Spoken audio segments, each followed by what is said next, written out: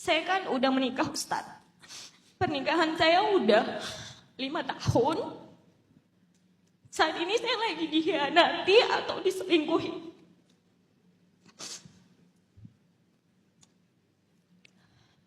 Padahal rumah tangga kami tuh sedang baik-baik aja.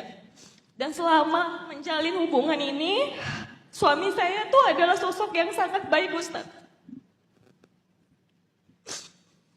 Saya bingung sama perasaan saya. Saya mau pisah, tapi saya tidak bisa Ustaz kehilangan dia.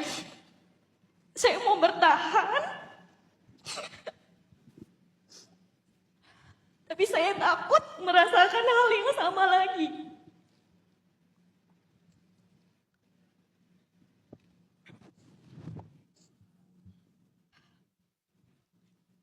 Pertanyaan saya, bagaimana saya harus menghadapi perasaan seperti ini Ustadz? Dan saya juga mau bertanya Ustadz, apa sakit yang saya rasakan ini karena dosa-dosa saya di masa lalu? Atau Allah sedang menunjukkan bahwa suami saya bukan yang terbaik buat saya Ustadz? Dan satu lagi, apa di dalam Islam itu ada yang namanya karma? Suami udah minta maaf, terus berjanji untuk tidak mengulangi atau gimana? Dia sudah minta maaf Ustaz. Cuman dia juga udah nggak tahu. Dia udah nggak bisa juga memohon maaf, permintaan maaf dari saya. Jadi dia udah pasrah. Enggak berharap juga Mbak Putri memaafkan gitu maksudnya? Iya benar Ustaz. Karena mungkin itu menurut dia udah fatal gitu. Jadi dia sekarang dalam fase pasrah. Iya benar Ustaz. Silahkan Gurunda. Ada kondisi-kondisi yang nanti Mbak Putri semoga nangkap ya pesan saya ya. Selain memberi maaf itu ada yang namanya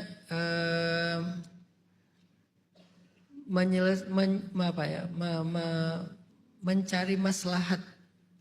Maaf itu kan tentang urusan hati ya. Maslahat hidup itu beda lagi. Kadang-kadang kita udah memaafkan, tapi kadang-kadang maslahatnya justru dengan berpisah. Udah memaafkan, maslahatnya justru dengan bertahan. Nggak memaafkan, nggak kuat atau masih marah, tapi maslahatnya bertahan. Itu beda. Jadi antara memaafkan dengan maslahat dua hal yang berbeda. Sebelum saya bicara tentang memaafkan, saya bicara tentang maslahat dulu. Saya nggak tahu seberapa rumit dan seberapa berat kondisi ini. Tapi kalau ngomongin maslahat,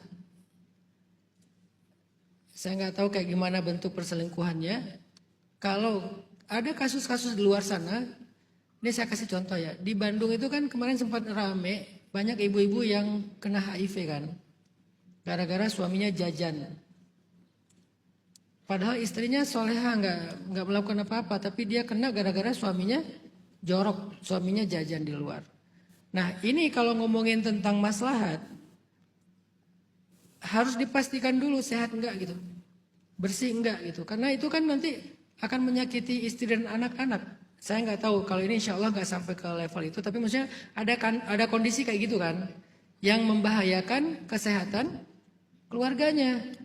Dan hari ini hal yang kayak gini bukan sesuatu yang langka, sudah menjadi sesuatu yang sering kita temukan dalam kehidupan kita sehari-hari sekarang, di mana pergaulan bebas yang luar biasa, sehingga di dalam setiap dosa itu kan ada penyakit, baik penyakit mental, penyakit hati. Kalau penyakit hati itu urusannya dengan iman, kalau penyakit mental itu urusannya dengan kebahagiaan, atau penyakit fisik urusannya dengan fisik kita. Jadi setiap dosa itu pasti ada penyakitnya. Kalau enggak yang kena fisiknya, yang kayak cerita di Bandung tadi, atau kena mentalnya, atau kena hatinya. Yang udah pasti hati, karena setiap dosa itu menutup hati kan, jadi penyakit hati. Nah ini dulu yang perlu dibereskan.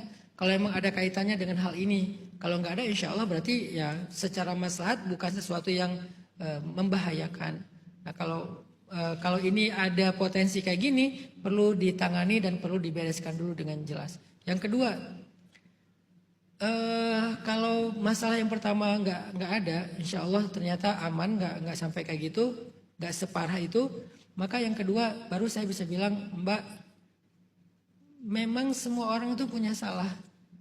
Dan kadang-kadang salahnya itu di luar nalar dia sendiri gitu. Dia sendiri kayak kaget dengan kesalahannya. Kok saya bisa terjebak di sini? Kok saya bisa sejauh ini? Semua orang punya potensi itu, Mbak. Kita bisa, pasangan kita juga bisa. Makanya dalam Islam yang dilihat dari seseorang yang bersalah itu bukan salahnya. Gimana dia menyikapi kesalahan itu. Dia akan menjadi orang yang kayak defense. Saya ini ada alasan segala macam. Kamu sih begini. Berarti dia gak mau berubah. Atau justru dia orang yang insaf. Insaf itu bahasa Arab yang jadi bahasa Indonesia. Insaf. Astagfirullahaladzim, aku salah. Aku keliru. Aku berdosa, ya Allah ampunkanlah dosaku, istriku maafkanlah kesalahanku. Orang yang kayak gini, kata Nabi, orang yang menyesali dosa, orang yang bertobat dari dosa seperti orang yang tidak berbuat dosa. Walaupun tetap ada bekas yang gak bisa dihilangkan seketika ya. Tapi secara sikap kita ke dia itu seperti orang yang seolah-olah gak berbuat dosa. Udah, beri dia kesempatan. Walaupun bukan berarti rasa luka itu hilang dalam waktu yang singkat. Nabi pun ketika ketemu dengan Wahsy yang membunuh pamannya dalam perang Uhud, itu udah berjalan sekitar 5 tahun. Ketika ketemu orangnya udah masuk Islam. Nabi bilang gini, Wahsy, kalau kamu bisa menghindar dari aku, hindarlah. Karena setiap melihat wajah Wahsy teringat pamannya. Tapi apakah Nabi tidak memaafkan? Memaafkan. Maka saya bilang tadi antara memaafkan dengan maslahat itu beda. Nabi memaafkan banget, kan Nabi pemaaf orangnya. Tapi nggak bisa Nabi ketemu dia karena nggak ada maslahat.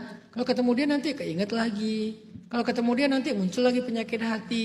Jadi maslahatnya nggak ketemu, tapi udah dimaafin. Jadi ada kalanya memaafkan tapi berpisah. Ada kalanya belum mampu memaafkan tapi tetap bertahan.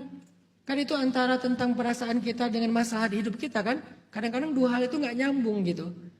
Dan lebih ideal lagi kalau udah bisa memaafkan dan tetap bareng gitu, memberikan kesempatan. Nah ini artinya ada satu hakikat dari kehidupan dan kita juga perlu belajar itu bahwa semua orang berbuat salah. Memang kalau kesalahan kecil gampang ngomong kayak gini. Semua orang bisa salah ngomong, salah sikap, salah respon ya. Tapi gimana dengan kesalahan yang besar? Tidaklah seseorang diberikan ujian yang besar kecuali dia adalah orang besar di sisi Allah. Mbak Putri itu orang besar di sisi Allah. Makanya dikasih ujian yang gak ringan. Yang mungkin sebagian besar dari kita gak mengalami ujian yang seberat Mbak Putri. Segitu besarnya nilai Mbak Putri di mata Allah. Sebegitu mulianya Mbak Putri di mata Allah. Makanya dikasih ujiannya juga gak mudah. Ujian-ujiannya orang-orang istimewa gitu. Tapi kalau boleh ngasih pandangan, semua orang berbuat salah Mbak. Kalau dia udah mengakui kesalahannya, dia sangat menyesal, dia berjanji untuk tidak mengulanginya, beri dia kesempatan. Karena Allah pun selalu memberi kesempatan ke hambanya. Tapi kalau dia melakukan kesalahan yang sama lagi dan ternyata dia tidak berubah, maka kembali lagi kepada Mbak Putri. Mbak Putri punya hak sekali untuk bahagia. Ini jawaban yang kedua. Yang pertama tadi masalah maslahat. Membahayakan Mbak Putri enggak gitu. Kalau enggak membahayakan, oke. Atau Mbak Putri pengen make sure ternyata dia baik-baik aja, oke. Yang kedua, Mbak Putri kalau ini adalah kesalahan pertama, apalagi kata Mbak Putri selama ini dia baik banget. Ini kesalahan pertama tapi fatal banget. Dan lihat reaksinya apakah dia menyesal dan pengen berubah. Maka semua orang pernah melakukan kesalahan tanpa dia sadari, beri kesempatan. Yang ketiga, nanti Mbak Putri coba renungkan kisah di dalam surat Al-Mujadilah, surat 58, halaman pertama, satu halaman itu kisahnya tentang seorang perempuan yang mulia di zaman Nabi, namanya Khawlah bintu Sa'labah. Dia itu diuji dengan suaminya, walaupun bukan selingkuh ya, tapi lebih ke suaminya itu nggak menghargai dia, merendahkan dia, sampai puncaknya menzihar itu menceraikan dengan cara yang paling berat. Mengatakan istrinya kayak ibunya, berarti haram seumur hidup gitu. Nah, ketika dia diperlakukan buruk oleh suaminya sepanjang hidupnya bertahun-tahun, sabarnya membuat dia menjadi perempuan mulia di mata Allah sampai direkam kisahnya di Al-Quran dan Allah menjadikan dia salah satu di antara orang yang disebutkan kemuliaannya di Al-Quran. Kan langka dimension Al-Quran kan ya. Mana ada surat Hanan Ataki atau kisah Hanan Ataki mobilnya kegasrok sama trotoar. Nggak ada itu.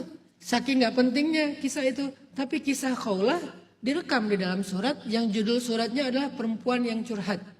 Al-Mujadilah artinya perempuan yang curhat, saking mulianya Khawlah. Nah mudah-mudahan Mbak Putri punya referensi. Salah satunya Khawlah, aku pengen kayak Khawlah dalam kesabarannya. Bukan dalam ujiannya ya, tapi dalam kesabarannya. Sehingga kalau aku sabar sesabar Khawlah, insya Allah Allah akan memuliakan aku seperti memuliakan Khawlah, walaupun enggak ada lagi ayat setelah Nabi wafat. Jadi Mbak Putri coba hibur hati Mbak Putri, hibur kesedihan Mbak Putri dengan surat Al-Mujadilah dari ayat pertama. Sebetulnya ini ayatnya tuh panjang satu halaman, sampai ayat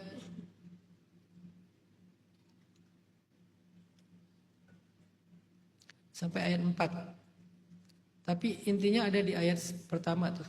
Nanti Mbak Putri baca tafsirnya, baca asbabun nuzulnya, baca siapa sih Khawlah itu kok keren banget. Insya Allah Mbak Putri akan punya sebuah teladan untuk bisa meniru sikap-sikapnya. Semoga diberikan jalan keluar yang terbaik ya Mbak.